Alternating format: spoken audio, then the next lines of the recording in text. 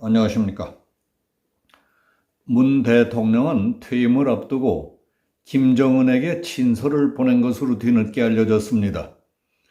해리스 주한 미국 대사는 문재인 정부는 한미 안보 동맹보다 남북관계 개선을 더 중요시했다고 비판했습니다. 오늘은 이 두 가지 뉴스에 대해서 자세한 내용을 알아보겠습니다. 퇴임을 앞둔 문재인 대통령이 최근 북한의 김정은과 친서를 교환하고 서로 노력하면 남북관계가 발전할 수 있을 것이라는 기대를 밝혔다는 내용이 북한 조선중앙통신의 보도로 알려졌습니다. 22일 조선중앙통신은 김정은 동지께서 지난 20일 문재인 대통령이 보내온 친서를 받고 21일 회답 친서를 보냈다고 보도했습니다. 그러자 박경미 청와대 대변인은 20일 문 대통령이 마지막 인사를 겸해 김 위원장에게 친서를 보냈고 21일 저녁에 회신이 왔다.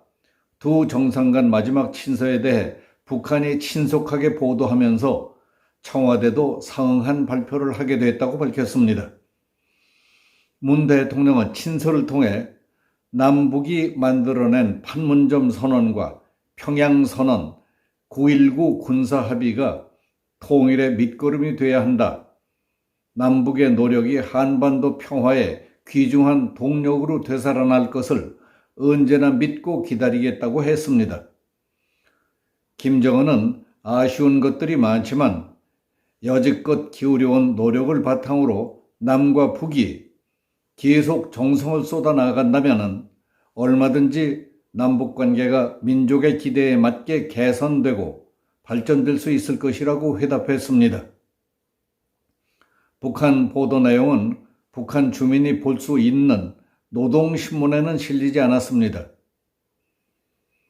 문재인, 김정은의 친서 교환과는 차원이 다르고 매우 구체적인 지금 벌어지고 있는 한반도 문제의 대응책과 한미일 세 나라의 앞으로의 대비책에 관한 특집 프로그램이 22일 VOA 미국의 소리 방송 보도를 통해 전해졌습니다. 지금 한반도를 둘러싸고 있는 동북아시아 정세와 우리의 안보, 국방, 외교의 지향점이 어디인가, 또 우리는 어떤 각오와 태세로 여기에 임해야 할 것인가를 명확하게 알 수 있게 해주는 교과서를 공부하는 느낌이 들 정도입니다. 외신이 전하는 미국 VOA 방송 내용을 전해드리겠습니다. 해리스 전 주한 미국 대사는 허드슨 연구소가 개최한 화상 간담회에서 주한 대사 재임 시절의 한미 관계에 대한 평가로 이야기를 꺼냈습니다. 문재인 정부는 사드에 대한 중국과의 삼불 합의를 하는 등 남북관계 개선과 중국과의 관계에 더 무게를 두면서 미국과의 안보 협력에는 소홀했다고 비판했다고 보도했습니다. 또 문 정권은 한국 방어를 위한 연합군의 준비태세 강화가 목적인 한미 연합군사훈련의 축소도 고집했고, 일본의 수출 규제에 맞서서 한일 군사정보보호협정, 즉 지소미아를 폐기하려고 했다. 당시 미국 정부는 자신을 포함해서 모든 수준에서 한국에 대해 결정을 제고할 것을 촉구했고 결국 그렇게 했다고 말했습니다. 반면 윤석열 당선인은 지소미아가 한일 정보교환협정 이상의 의미를 지닌다고 말했고, 한국의 차기 정부와 일본의 기시다 후미오 총리 모두 양국 관계 개선에 의지를 보이고 있다. 이런 상황이 한미일 3자 협력 진전에 좋은 출발이 될 것이라고 평가했습니다. 해리스 전 대사는 미국과 한국, 일본 등 3국이 안보 협력을 강화하고 규범에 기반한 국제 질서를 보존하기 위해 협력하는 것이 필수적이라며 3국 협력을 강화하는 다양한 방안을 제시했다고 VOA가 전했습니다. 특히 한국, 미국, 일본 3국이 해상과 지상, 공중에서 연합훈련을 할 수 있도록 한국과 일본이 연합군사훈련을 활성화해야 한다고 강조했습니다. 미국의 전략폭격기가 한국이나 일본 영공에 전개될 때 한국과 일본의 전투기도 함께 작전하는 방안을 제시했습니다.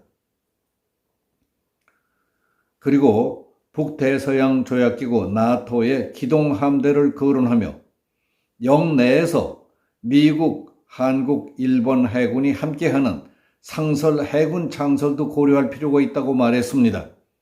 이는 한국과 일본을 갈라놓은 문제를 넘어서서 협력이 필요한 안보 도전을 해결하기 위해 두 나라가 함께 노력한다는 강력한 신호를 중국과 북한에게도 보내는 것이라고 했습니다. 또한 중국과 북한의 위협 등에 대처하기 위해 미국과 한국, 일본이 3자 정상회담을 조기에 개최해 3자 협력 강화를 모색해야 한다고 강조했습니다. 미국, 한국, 일본 3국 정상들이 만나서 톱다운 방식의 접근을 통해 3자 협력 방안에 대한 논의를 시작해야 한다는 것입니다. 특히 갈등을 겪고 있는 한국과 일본의 경우 정상 차원의 확고하고 분명한 지침이 없이는 양국 쟁점에 대한 가시적인 진전이 이루어지지 않을 것이라고 말했습니다. 쿼드 정상회의 참석 등을 위해 5월에 바이든 미국 대통령의 영내 순방이 논의되고 있는 점을 들어서 이번에 쿼드 정상회담만 열리고 한미일 3국 회담은 열리지 않는다면 좋은 기회를 잃어버리는 것이라고 했다고 VOA가 전했습니다. 전인범 전 육군 특수전사령관은 북한이 최근 김정은이 참관하는 가운데 전술미사일을 발사했다며 이는 전술미사일이 소형화된 핵탄도를 장착했을 가능성이 있다는 것을 시사한다고 전했다고 VOA 방송에 말했습니다. 그는 이것은 최악의 시나리오이며 영내 핵전쟁 위험을 고조시킨다며 매우 강력하고 신뢰할 수 있는 억제력이 없다면 이러한 종류의 위협에 효과적으로 대항할 수 없다고 강조했습니다. 그는 전시작전 통제권 전환을 제고하는 것이 필요하다고 했습니다. 한국이 현재 진행하고 있는 전작권 전환 방향이 한반도 안보의 최상인지를 상세히 검토해야 한다는 것입니다. 켄 진보 일본 케이오대 교수는 북한이 대륙간 탄도미사일 ICBM 역량을 강화하는 가운데 김정은이 미국과 동맹 간 디커플링, 즉 균열을 조장하려는 시도를 과소평가해서는 안 된다며 일본에서 핵 공유 논쟁, 한국에서 전술 핵무기 재도입 논쟁이 불거지는 것은 동맹 균열에 대한 잠재적인 두려움을 반영하는 것이라고 했다고 VOA가 전했습니다. 그는 미국과 일본의 확장 억지 대화, 미국과 한국의 확장 억지 전략 협의체를 형성하고 앞으로 두 협의체를 연결하는 것이 바람직할 것이라고 했습니다. 이런 방안들이 미국의 확장 억제에 대한 신뢰를 강화할 것이라고 강조했습니다. 여기서 마치겠습니다. 감사합니다.